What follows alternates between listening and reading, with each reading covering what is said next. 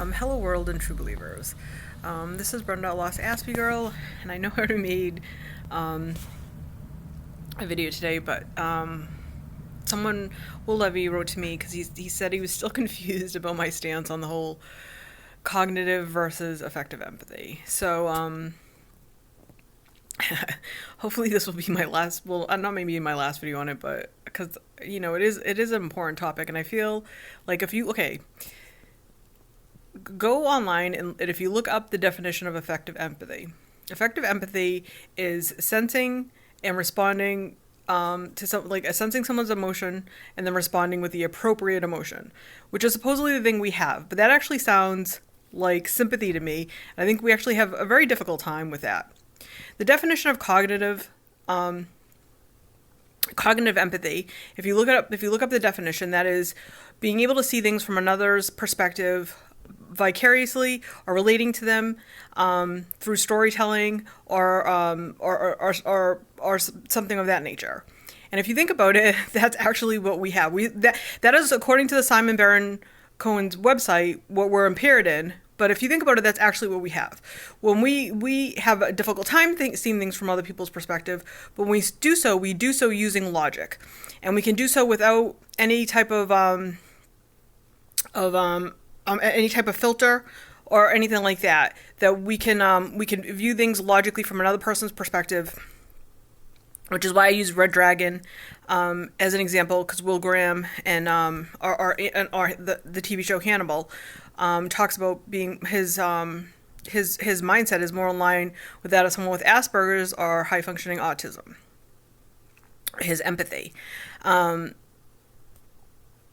And the thing is, I think that's what we have, because we might actually be able to, when someone's talking to us, we might be able to see things from that perspective. Sometimes we even relive it. Like if we've had something similar happen to us, or if we're able to visualize what they're talking about in our head, we will have such an emotional distress, we won't be able to respond to that emotion at all, never mind with the appropriate emotion, which is actually sympathy.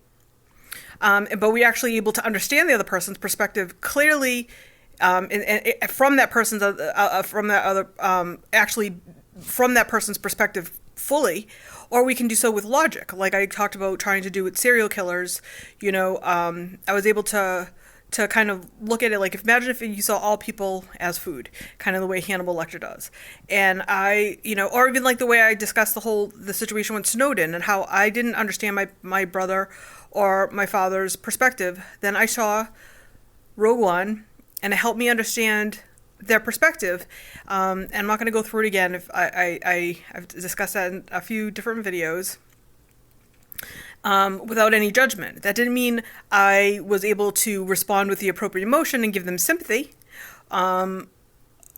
But I was able to understand things from their perspective. In fact, I'm able to do it to the point where people always tell me I get them the best presents.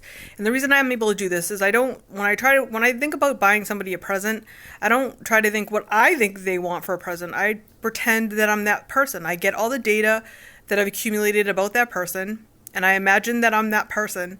And then I imagine if I was that person, what would I want for a present? And then I'm able to buy them a present.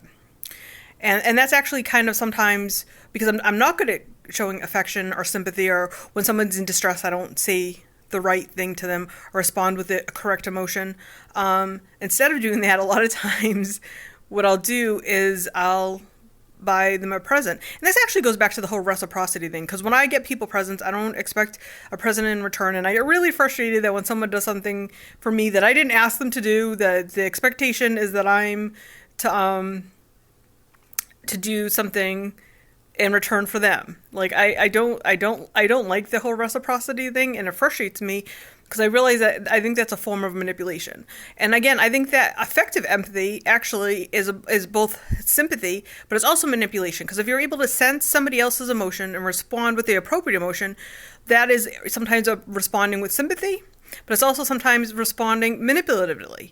This is an intuitive thing, and it's not truly understanding things from somebody else's perspective. It's sensing their emotions and then responding appropriately. We don't do that. We never respond appropriately. That's one of the problems. So I think that these terms need to be reassessed. Okay, I think that that we actually have cognitive empathy, because I think the thing is, with most things in life, the way we look at it is through logic. So and that's a cognitive function. So we're looking at it logically. And once we get enough experience to understand that other people have a perspective different than our own, we're able to look at it without any type of filter or judgment. I think affective empathy is actually a form of sympathy, which is responding to somebody else with the appropriate emotion, knowing intuitively how to respond. In a couple of my videos, I used both my niece and nephew as examples of this. My niece, she intuitively understands other people's perspective and responds with either sympathy or manipulation. But if you asked her to verbalize the other person's perspective, I don't think she could logically deconstruct somebody else's perspective. However, my nephew, on the other hand, actually is quite good at this, because I asked him, like, it drives my he's actually my sister's son, but for whatever reason, it drives my brother bonkers that my nephew likes to watch videos of other people playing video games. He doesn't just play video games, but he often likes to watch them watch videos of people playing video games. And I had a theory about this, and I asked him one time, I was like, why? And he's been diagnosed with ASD, FYI, for your information. I asked him, like, why he was doing that. I was like, are you doing this because you want to understand the other people's players? Like, I said, do you do this to understand things vicariously through the other people's perspective?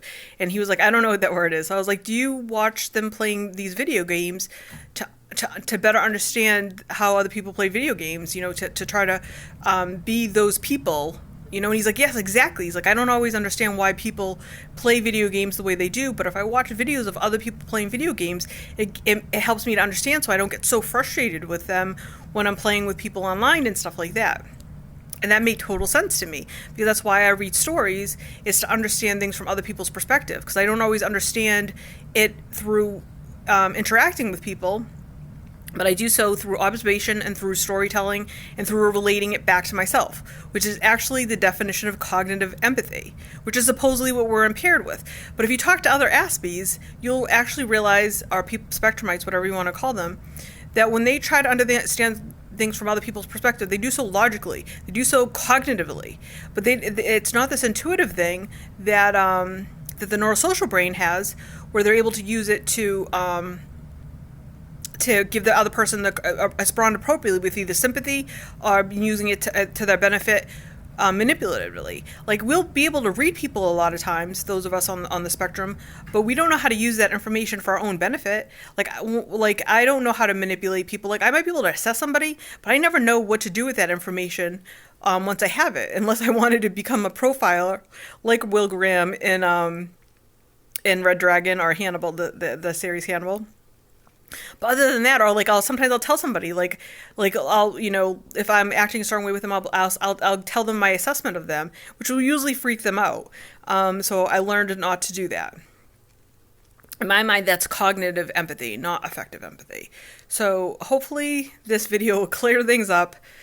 Again, if not, give me some feedback and everything like that. I feel like other Aspies that watch this video and have watched my videos, they understand exactly what it is I'm talking about. I think the people that have problems grasping this, because I think part of it is because, like, the Simon Baron, like, everything for a neurosocial is always, like, about authority. Because an authority figure says that that we lack cognitive empathy, then, like, they're like, oh, that must be it. And it doesn't matter how many times we try to explain it and give the words, they're filtering this through that authority figure. And I'm saying that although I think that most of the things he's saying are correct, I think that those terms need to be reassessed, because cognitive empathy is looking at things logically from another, like, if you're looking at another person's perspective, either logically or relating it back to ourselves and actually vicariously experiencing through them, which is what we do.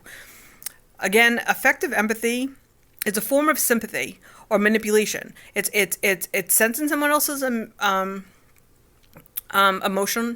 emotional distress and responding with the correct emotion.